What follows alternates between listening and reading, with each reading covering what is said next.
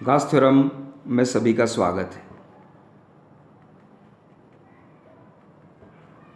Gauss theorem का statement क्या है? Total flux emanating through a closed surface is equal to 1 upon epsilon 0 times total charge inside the closed surface। यदि बंद सतह के अंदर कोई चार्ज नहीं है तो naturally flux will be zero. इसको प्रूव करना है, तो प्रूव करने के लिए हम ऐसा करते हैं कि एक क्लोज्ड सरफेस ले लेते हैं किसी भी शेप की और कंसिडर करते हैं कि उसमें एक चार्ज रखा है Q1। यहाँ से R दूरी पर एक पॉइंट P है। P के आसपास we consider a small area say ds। इस डायरेक्शन में ये O है, ये P है, तो OP direction, in this direction OP we get intensity say E1।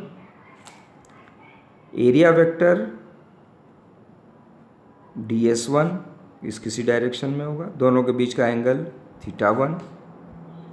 यहाँ से जो फ्लक्स होगा वो होगा E1 डॉट ds1, ये है d∅1। If we are to find the total flux through the whole surface, तो इसका integration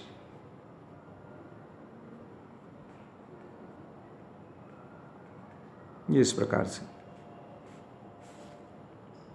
what is E1? Intensity due to Q1। So this ∅1 is equal to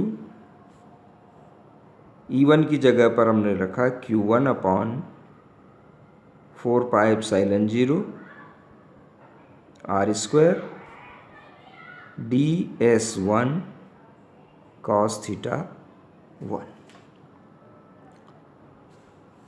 next step, double integral over the surface Q1 4 pi epsilon 0 as it is ds1 cos θ1 upon R square R, this में also be written as R1। ये है normal area divided by distance square. Normal area divided by distance square is solid angle. यहाँ इसकी boundary को हम मिलाएं तो यहाँ पर जो बनेगा this is solid angle d omega. तो ये डी ओमेगा है Q1 by 4 pi epsilon 0 d omega.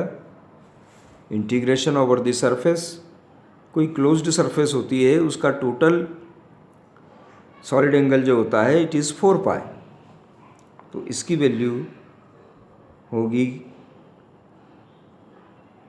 4 पाई। 4 पाई से 4 पाई कैंसिल हुआ, सो the total flux is Q1 bye epsilon 0। यदि यहाँ पर और चार्जेस होते Q2 Q3 एट्सेट्रा, तो यहाँ से निकलने वाला कुल फ्लक्स कितना होता? इन सब का सम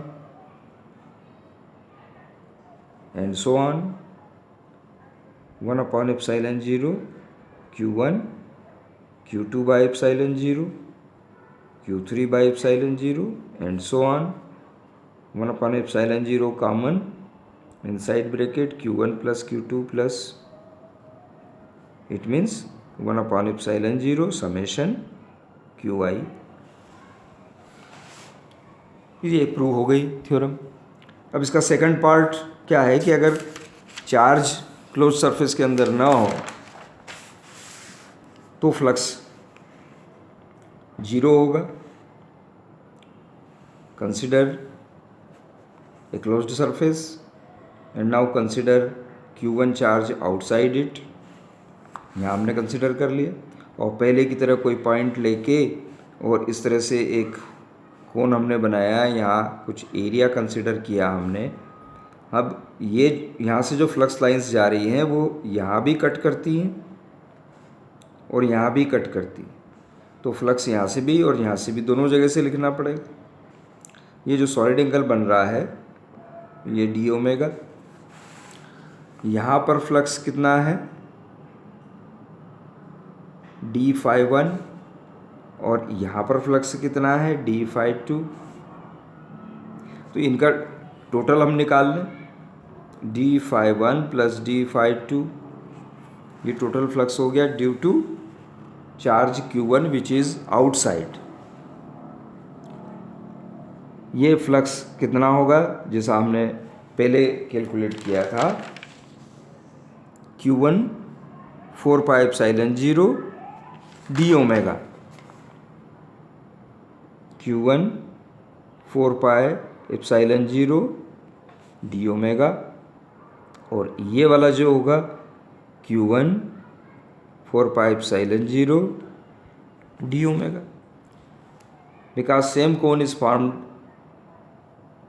तो यहाँ पर इसके लिए भी और इसके लिए भी, दोनों पॉइंट्स के लिए सॉलिड एंगल सेम होगा, लेकिन यहाँ पर फ्लक्स लाइंस बाहर निकल रही हैं और यहाँ फ्लक्स लाइंस अंदर इंटर कर रही हैं क्लोज सरफेस के। तो एक जगह पर हमें नेगेटिव लिखना पड़ेगा, तो यहाँ पर हम नेगेटिव फ्लक्स लिखेंगे। तो हम देख रहे हैं ये दोनों क्वांटिटीज़ बराबर हैं, so the total flux d phi due to Q1 is equal to 0।